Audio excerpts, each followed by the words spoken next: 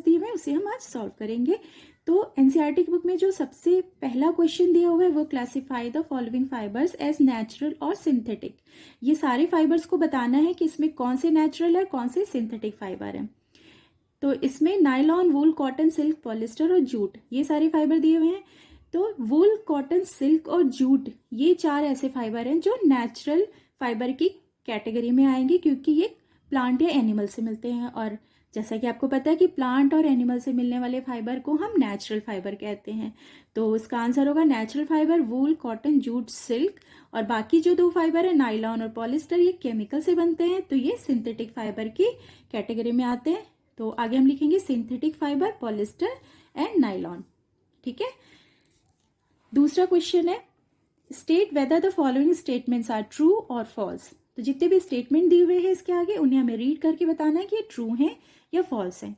तो पहला स्टेटमेंट है yarn is made from fibres. Yarn fibre से बनता है, ये ट्रू है क्योंकि फाइबर से गिनिंग होती है और स्पिनिंग होती है, उसके बाद हमें यार्न मिलता है, ये ट्रू हो गया।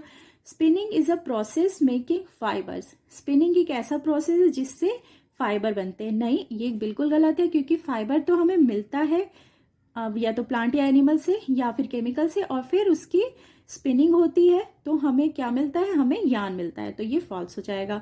Jute is the outer covering of coconut. नहीं, कोकोनट की आउटर कवरिंग को क्वायर कहते हैं और जूट हमें प्लांट से मिलता है, तो ये फॉल्स है। नेक्स्ट आ जाते हैं the process of removing seed from cotton is called. ये गिनिंग है क्योंकि गिनिंग की प्रोसेस में कॉटन फ्लावर से सीड को सेपरेट करते हैं, तो ये स्टेटमेंट हो जाएगा ट्रू। नेक्स्ट आगे बढ़ते हैं weaving of yarn makes a piece of fabric. ये भी ट्रू है क्योंकि यार्न की जब बुनाई होती है तो हमें फैब्रिक मिलता है। अगला आ जाते हैं silk fibre is obtain from the stem of a plant. नहीं, सिल्क फाइबर हमें सिल्क वॉर्म से मिलता है, इसलिए स्टेटमेंट फॉल्स है। नेक्स्ट हम आ जाते हैं, अगला क्वेश्चन है इसका, अगला स्टेटमेंट है polyester is a natural fibre. ये गलत है क्योंकि पॉलिस्टर अभी जैसे कि फर्स्ट क्वेश्चन में मैंने बताया ये सिंथेटिक फाइबर है। ठीक है, तो ये हो जाएगा फॉल्स। नेक्स्ट थर्ड क्वेश्चन है फिल इन द ब्लैंक्स। इसका क्वेश्चन ए पार्ट है plant fibres are obtain from dash and dash. Plant fibres हमें किसे किसे मिलता है, कॉटन या जूट। बी में आ जाते हैं animal fibres are wool and silk. Animal fibres कौन कौन से हैं, या तो वुल है या सिल्क है।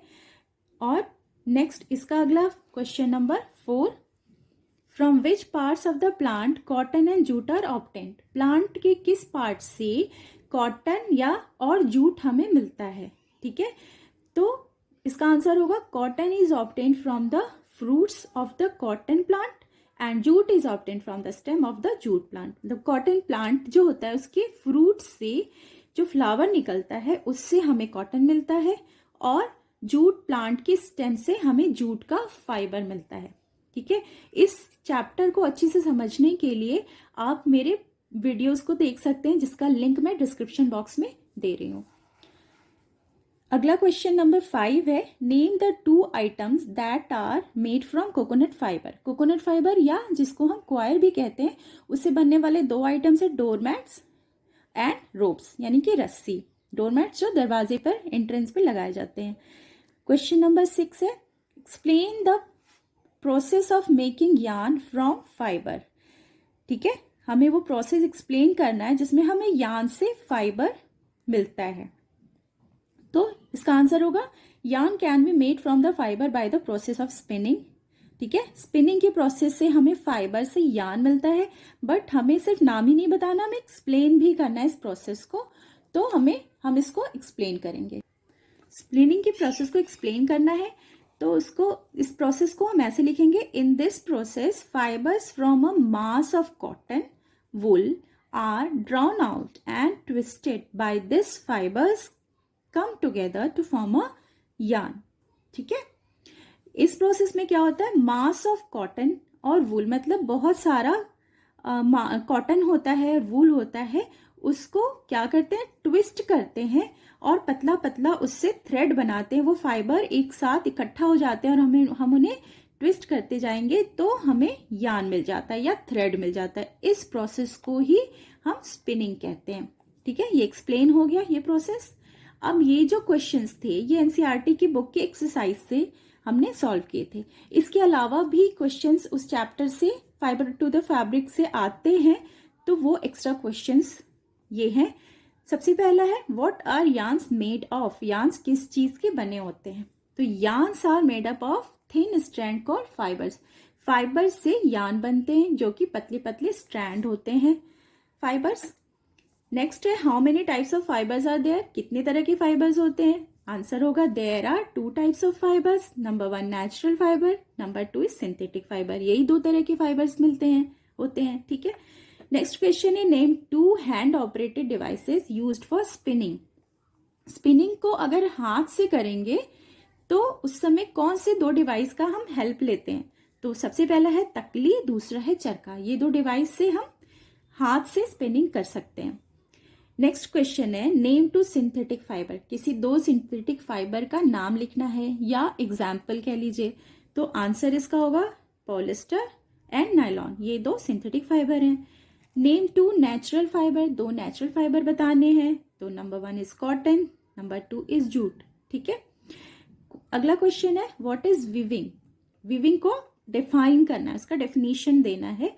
तो इसका आंसर होगा the process of arranging 2 sets of yarns together to make a fabric is called weaving. वो प्रोसेस जिसमें हम यार्न के 2 सेट लेते हैं और फिर हम उससे फैब्रिक बनाते हैं, उस प्रोसेस को विविंग कहते हैं। उन दोनों सेट यार्न को हम बुनाई करते हैं और जिससे हमें फैब्रिक मिलता है, इसे हम कहते हैं विविंग। नेक्स्ट क्वेश्चन है व्हाट इज निटिंग।